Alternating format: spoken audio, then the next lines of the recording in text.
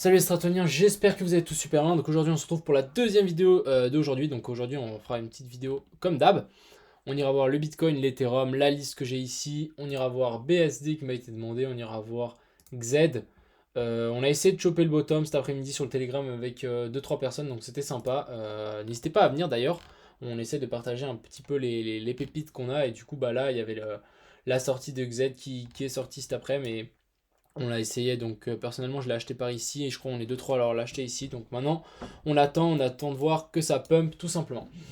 On est parti sur le Bitcoin. Donc ici, après la cassure de ce triangle par le haut, on est venu chercher les 28 500. Donc on est venu refaire un nouvel ATH.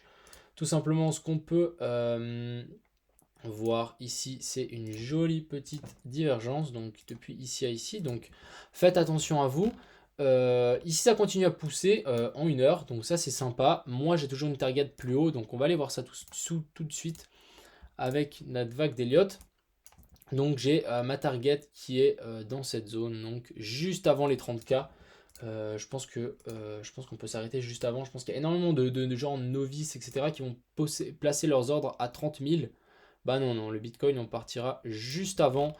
On les prendra pas et on redescendra. Ah bah en fait, je les avais mis ici, les rectangles. Donc deux targets, une ici en haut sur les 31 000, 32 000 et on a l'autre ici juste avant les 30 000. Affaire à suivre ici pour le Bitcoin, mais on continue à pousser. Je pense qu'on peut encore pousser. Juste peut-être envie de tirer un petit Fibo. Imaginons qu'ici on est dans une 2, hein, c'est juste comme ça.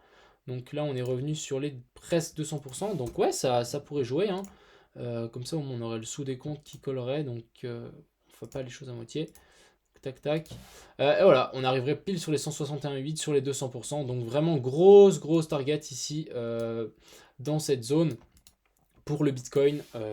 Donc vraiment ici je pense que ça peut se retourner. Clairement, je pense que clairement le Bitcoin il peut clairement nous faire quelque chose comme ça et il se retourne. Ensuite l'Ethereum, donc l'Ethereum qui nous fait un joli M-top. Donc vraiment ici on peut voir qu'on a un joli M-top. Mais pas confirmé, donc ça nous change rien. En weekly, ça pousse toujours. Je pense qu'on peut presque aller chercher les 800 $. Comme dans mon analyse ce matin, je pense qu'on corrigera quand on se rapprochera de cette zone. Après, jusqu'où, ça à voir. Mais pourquoi pas venir chercher les 500, 627, quelque chose comme ceci pour Ethereum. Donc pour l'instant, on va laisser pousser, mais j'ai un peu rien à dire pour l'Ethereum.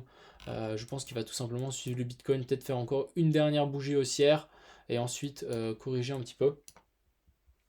Donc on verra un petit peu tout ça. Ensuite, on va aller voir la liste. Donc on a One Inch qui a pris 47%. Donc moi qui attendais, en fait j'avais tiré cette trendline ici. Moi j'attendais un petit retracement qu'on bute là-dessus et qu'on redescende un petit peu. Je voulais acheter le retracement, mais finalement pas du tout.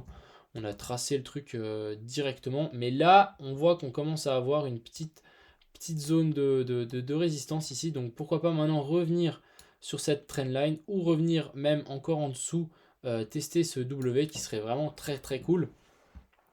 Mais je voudrais pas trop FOMO, à moins que vous achetez en DCA, comme ça vous achetez aussi dans la baisse, qui peut potentiellement arriver.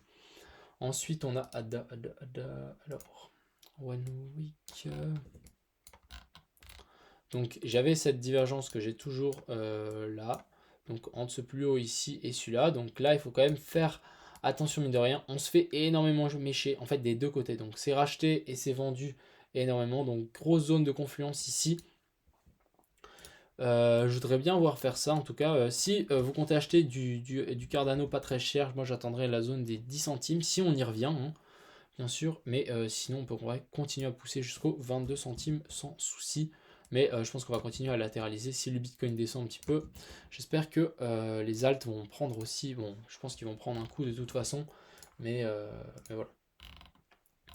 Ensuite, ici, on a Atom qui nous a fait un fake breakout. Donc ici, on fait semblant qu'on sort, mais on réintègre directement. Ensuite, on revient faire support sur cette EMA 200, sur cette trendline. Donc c'est parfait ici en daily. Et maintenant, on continue à pousser. Pourquoi pas maintenant revenir tester ici ce top et pousser encore jusque là-haut. Donc je pense que ce triangle rectangle ici est toujours d'actualité, ce triangle de compression. On l'attendra une sortie par le haut ou par le bas, bien sûr, et une confirmation. Ensuite, on a Cell. Donc Cell, je suis repassé voir. Bon, bah le truc, voilà. Je pense que en fait ma correction, moi j'avais prédit ici qu'on allait pourquoi pas faire un top, donc finalement on a corrigé et ensuite PAM! Donc là c'était vraiment x2 depuis là, donc c'est ouf. Je pense peut-être qu'on aurait une autre correction ici en fait. Bon, celle il est vraiment puissant, mais on aurait peut-être une autre correction ici en fait en ABC. Ici A, B, puis C, et ensuite on repart. Au lieu d'aller chercher beaucoup plus bas. Là je vais arrêter de mettre ces flèches parce que ça donne une idée de temps, et en fait le temps on peut pas le prédire, bref. Donc ici en fait, regardez ma vague d'Elliott, franchement elle est parfaite, hein. Vraiment il n'y a rien à dire. Ici on arrive pile sur les 261,8. Ensuite, si on vient chercher ici notre 5, donc on va directement chercher notre 5 parce que notre 4 est très correct. Chercher notre 5, on vient pile sur les 361,8. Donc vraiment, c'est quelque chose d'extrêmement propre. Donc franchement, je pense que cette vague est complètement validée. C'est juste qu'en fait, moi je pensais à un retracement plus puissant, mais le retracement était très latéral. Et en gros, on aurait eu ça ici, petit retracement finito, et tout simplement maintenant on repart. Donc ce qui voudrait dire c'est que on aurait ça. Donc ici donc on aurait notre grande 1, 2, et voilà, en plus on revient presque sur les 161,8. Donc ouais, je pense que ici en fait, regardez, on va tout simplement prendre une 1 ici, donc ça ferait une 1, 2 ici très faible, 3, 4, et ensuite une 5 beaucoup plus haute. Donc ça nous ferait quelque chose comme ceci. Et pas parce que vraiment la correction est très très faible. On ne vient même pas chercher des 0,236. Donc ici, à prendre avec des pincettes, mine de rien.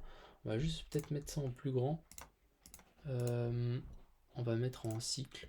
Donc voilà. Ici, je pense qu'on aurait trouvé notre 2 et maintenant on trouve notre 3, peut-être un retracement. Et ensuite, tu sais quoi, on va vite regarder ensemble jusqu'où on pourrait arriver. Je pense que ça vous intéresse.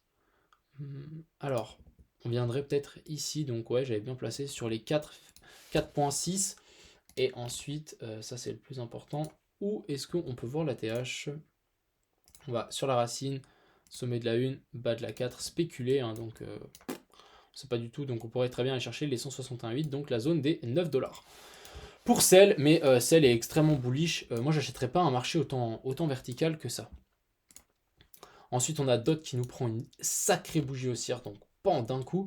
Tout simplement, moi, je vais attendre d'investir ici. C'est un super projet. Dot, je le classerai directement après Link. Quelque chose de très sérieux ici. Mais moi, je voudrais bien l'acheter un poil moins cher que 7 $ quand même, c'est cher. Ensuite, on a GRT. On m'a donné le. Je disais mal le truc, donc je pense que ça m'arrive plein de fois de me tromper, je m'excuse. Mais ici, pour GRT, ça c'est toujours d'actualité, donc je pense qu'on pourrait toujours revenir par là-haut et ou chercher cette zone ici en haut, donc cette jolie épaule tête épaule qui continue à se mettre en place ici on forme un PW, affaire à suivre.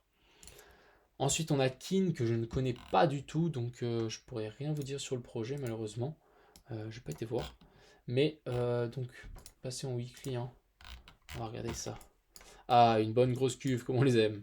Donc clairement ici, hein, rien de plus simple, on se fait rejeter par l'ancienne résistance ici, hein. Donc vraiment, on se fait bien rejeter avec cette jolie mèche ici qui est venue autant haut que celle-là. Donc maintenant, deux possibilités. Soit on corrige, donc soit on corrige cette vague ici, je cherchais le plus bas du récit. Donc voilà, on corrige cette vague ici, donc même si on est déjà vraiment venu mécher, mais on corrige plus bas, donc par exemple les 0,764, donc vraiment ici on a quelque chose de potentiel, une belle résistance si on revient là-dessus. Soit deuxième option, c'est vraiment bullish, on pousse, on vient clôturer au-dessus, on revient tester cette zone et ensuite on repart. Donc deux options pour ici Kin, mais pourquoi pas revenir vraiment sur cette zone ici, ça serait un très bon point d'achat. Sinon vous êtes après, vous achetez ici, voilà. Ensuite Litecoin, donc Litecoin j'ai deux charts. Première ici, on aurait trouvé plus ou moins un top, donc cette 1, 2, 3. Donc la 3 qui serait ici, on a poussé un peu plus haut, donc pourquoi pas. Ici, affaire à suivre, mine de rien. À moins que la 2 soit pas là. Bref, moi je pense qu'on pourrait, pourquoi pas, viser un crash. Je voudrais vraiment revenir voir si on pourrait revenir tester en fait cette zone ici. Ça serait vraiment cool, hein. Ça ferait un très bon point d'achat, 84 $. Ça serait vraiment très sympa. Donc ici, on va suivre. Ça peut très bien directement pousser hein, et chercher la 5 ici, chercher le top ici, même aller beaucoup plus haut. Mais les corrections, il faut en profiter quand ça corrige. Et LTC ici, en fait, voilà, on peut vraiment voir, on est venu toucher ce top et vraiment ici, on est venu confirmer en fait cette résistance. Donc maintenant, à voir si on continue à latéraliser là-dedans, nous faire un petit range où on part directement. OXT, donc OXT, alors je ne connais pas trop, j'ai cherché le chart le plus ancien qu'il y avait. Je pense que j'ai trouvé, c'était sur OKEx. Ouais, franchement ici, pourquoi pas, on a fait une giga pump, ici on a vraiment bien tout purgé, on est vraiment revenu sur ces anciens sommets. Maintenant pourquoi pas nous instaurer ce joli bottom, et personnellement là j'attendrais vraiment une zone de consolidation. On pourrait pourquoi pas aussi, si vous aimez les triangles, mettre un triangle comme ça. C'est juste quelque chose comme ça, puis attendre une sortie par le haut, par le bas. Mais moi, clairement, si j'investirais là-dedans, soit vous croyez à fond dans le projet et vous investissez, soit on attendra une consolidation ici, une sortie par le haut, un retest ou un retest de ce top. Donc, soit un retest du triangle, on revient dessus, soit on vient direct là-haut et on reteste la sortie en venant chercher le haut ici. Ensuite, on a Quantum qui, ça fait super longtemps que je n'ai pas été voir. C'est un très bon projet, je trouve. Il y a du potentiel, donc ça c'est Jordan qui est cool. On est sur les 2 dollars et on est monté à 60, donc 1 fois 30. Donc ça c'est sympa aussi. Ici, je vais tout simplement tirer cette trendline ici. Si on casse en dessous, ça sera mauvais à mon avis. La zone à venir chercher, en tout cas, ça sera déjà en venir à casser cette zone ici. Tout simplement. Je dirais casser cette zone qui serait déjà très bien, donc les 2,72 et chercher de nouveau la zone des 4 dollars pour Quantum, mais on est vraiment sur des plus bas à mon avis. On ne voudrait pas le voir casser par le bas cette trendline. On pourrait même faire un truc comme ceci pour avoir un peu plus de marge, mais je voudrais pas le voir casser en dessous.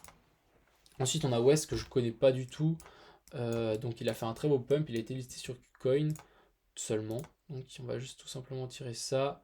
On est revenu sur les 0,382, donc ça c'est good.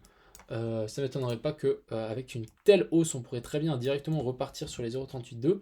Ou sinon, on corrige un petit peu, revenir sur les 0,5. 0,5 c'est déjà une très bonne zone. Je vous invite d'ailleurs à acheter en plusieurs fois. Hein, et en plus revenir maintenant sur les zones des 0,618.